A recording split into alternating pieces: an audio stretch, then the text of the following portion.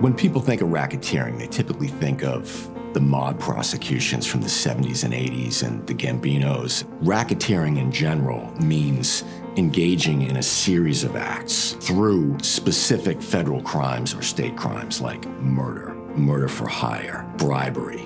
But there are some catch-alls which include mail fraud and wire fraud that fall into that statute. And it is mail fraud specifically that allows the government and civil litigants to expand the application of RICO to people like doctors, pharmacies, and other types of healthcare providers. Sometimes the mail fraud is as subtle as saying that there was some misrepresentation, no matter how slight, to induce an insurance company to pay something that they would otherwise not be paying. And in New York, we frequently see civil RICO cases where insurance companies are using the RICO statute to bring claims against either healthcare providers or medical supply companies or pharmaceutical companies or pharmacies that are billing them for services provided to people who were injured in car accidents.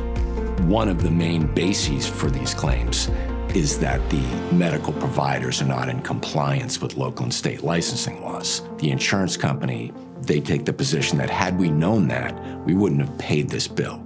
The fact that we did, that we relied on your representation as the owner of this company in the submission of the bill, in our mind, is fraudulent. So you defrauded us by submitting the bill in the first instance. If you do it enough times, which obviously every bill that gets submitted contains the same representation, the insurance company comes back and says that you've engaged in a pattern of racketeering activity through mailing us, the insurance company, these bills day after day, week after week, month after month.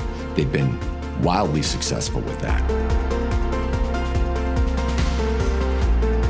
Some of those cases have resulted in the government looking into their allegations, taking some of the information that they glean from the insurance company investigation and starting their own prosecution. That's relatively new and somewhat frightening.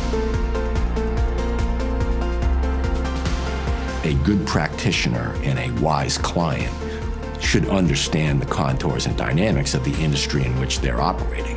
And today, in the healthcare space throughout the United States, a civil problem has a tendency to become a criminal problem if it's in the right forum, if it has the right amount of public access, and you're being accused of things that amount to federal crimes.